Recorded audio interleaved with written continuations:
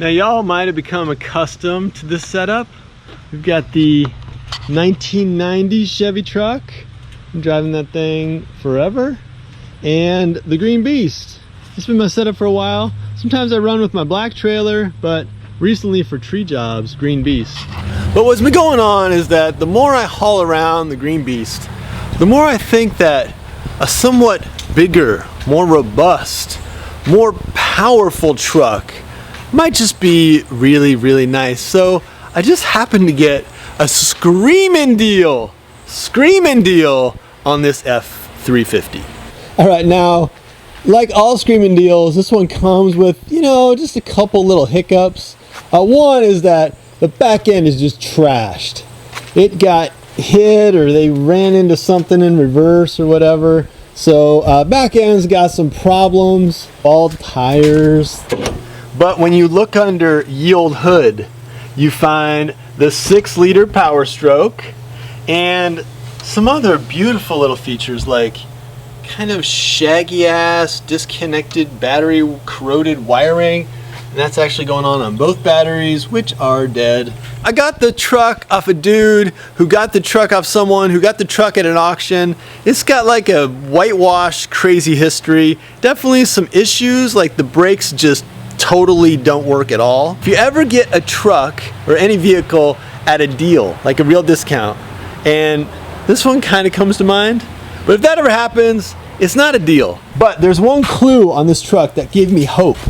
Someone, somewhere who owned this truck wrote in a kind of scrabbly hand, but still like with a caring gesture, wrote exactly what kind of oil and how much and even the wrench size needed to pull the plug. So that just made me feel like at some point in this truck's life, it might have been well cared for and it might have just a little hope of still having some life in it.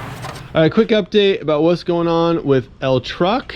Broke down, completely weaked out, and bought new batteries.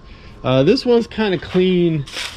This is the main battery over here, and this is the one that had just a completely bizarre mess of connections over here. So I redid those. I kind of fabricated this little copper linkage here. I think you will notice as I work on this truck that I know absolutely nothing about repairing vehicles, so I just kind of make it up as I go along.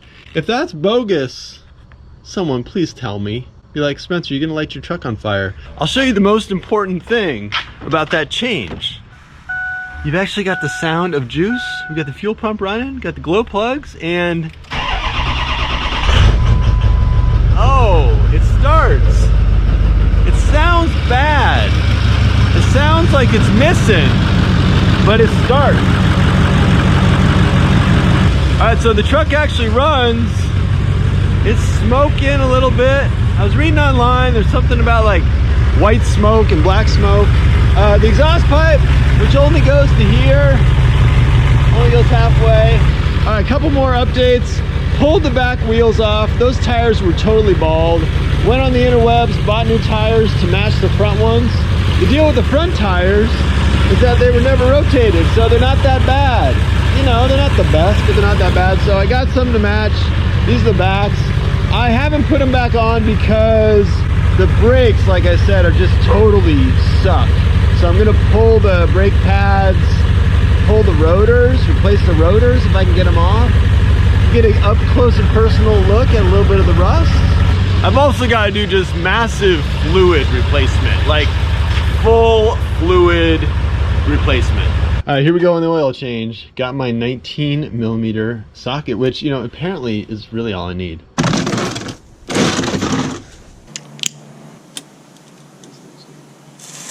Oh. I kind of hope my stubby little wrench would work, but it's on there. I gotta get a longer one. Okay. Slightly longer wrench. See if we get the leverage we need. Oh, there we go.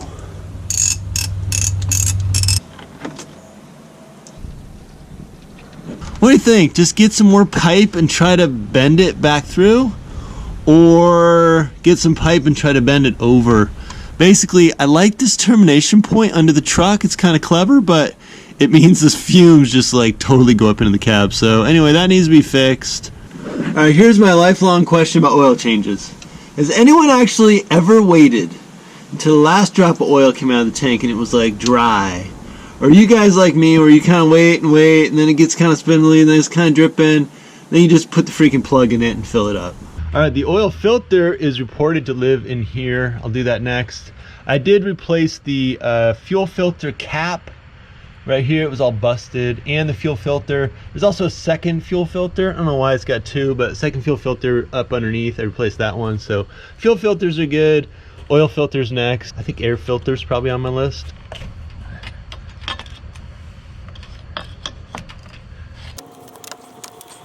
Oh, that O-ring is so bad. Oh, you like my new zip ties? Wiring harness was just totally laying on the turbo, so zip tied that guy up.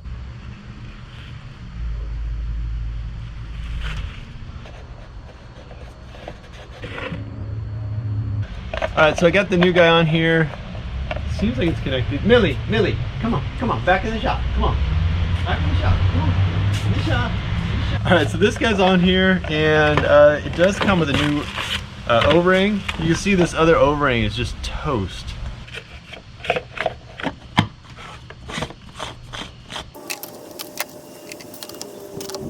Alright, so the engine takes 15.5 quarts. These guys come in 2.5 gallon barrels, so that is 10 quarts in each one of these. So I gotta do one of these and a little more than half one of these.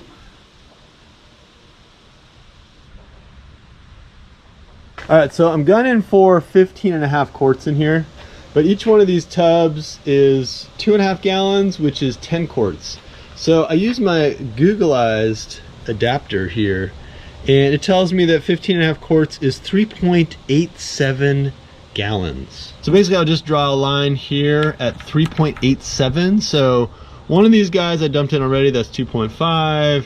Then we get up to 3.5. So 3.87, I don't know, it's gonna be like in here. I'm calling this 0.87. And then a way to see how much is in my tank is to take a flashlight, a non-flashing flashlight, stick it in the bucket. You can see my line. So I just need to pour a little bit more out of there, and that should be okay. Alright, oil change seems like it's all good. I did need to fill up the oil filter reservoir, so you know, got the level right, started it, kind of ran it for a little while, came back, the level was a little bit low, so I put another quart in it and it seems all good. Next up, the old Mighty air filter.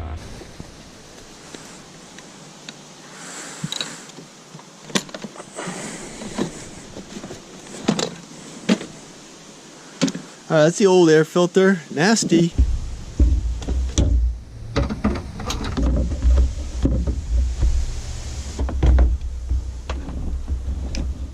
I haven't tried to reprogram the keypad yet, but you gotta check this out. This is the best part of this truck. Oh, alright, so my plan is to rip the back seats and do inside storage in here.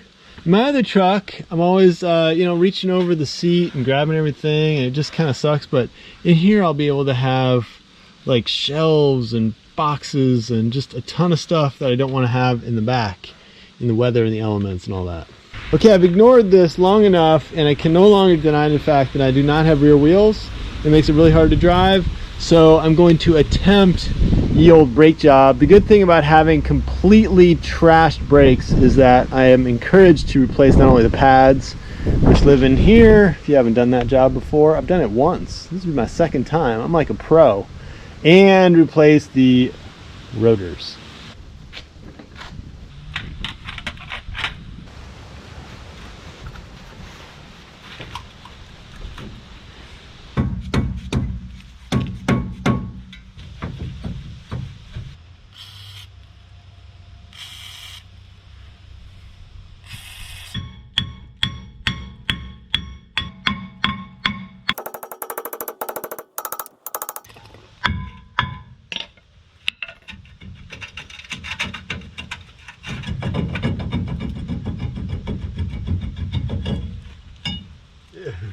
So apparently, according to the interwebs, this guy has like a drum brake on the inside for the parking brake, and then that was the disc brake. The drum brake is shot. I mean, there's like nothing left, none of the asbestos, and it's also rusted out. So this is one of those moments where you face a kind of crossroads. You can do more and make it perfect, or you can do what you came to do. So I gotta sort of think about it. I think this is the dust cover. To get to this, I gotta open up the axle, drain it, pull the bearings, pull this guy, get like a special tool to pull the bearing out of there, get everything back, and then I can finally pull everything, get the dust cover, put a new shoe on here, or just, you know, call it good, kind of clean it up, and put the new rotor on there.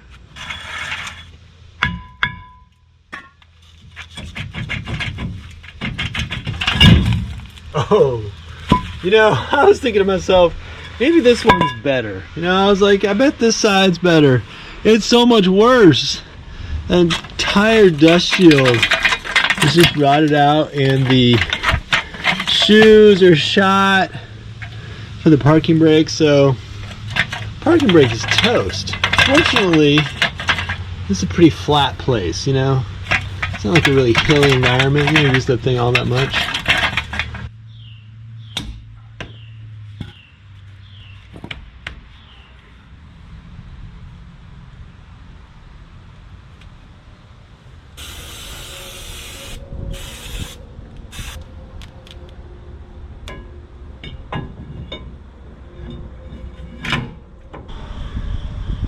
It looks like these pads weren't like completely shot.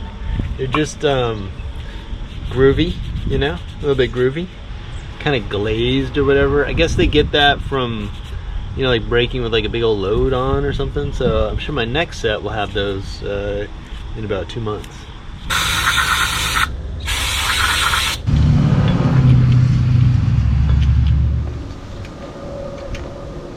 All right, so that's the first one. I probably should have showed you guys like the fourth one, because that was a little bit crude and rusty and, you know, kind of funky.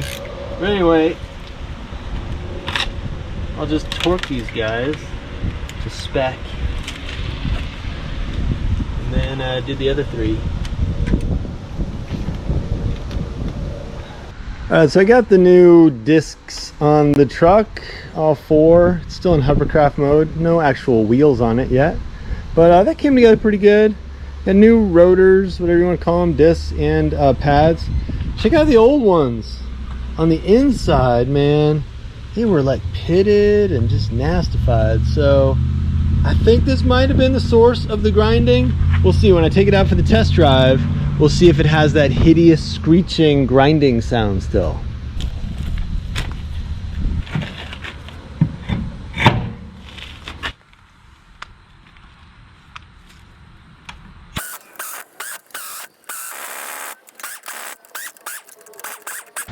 It's down its own 4 feet for the first time in a long time. Brakes are pretty much done. This guy was acting a little funny, a little stiff. So I'm just gonna take it out and test on it and see how it brakes and sounds. Oh, wheels rolling.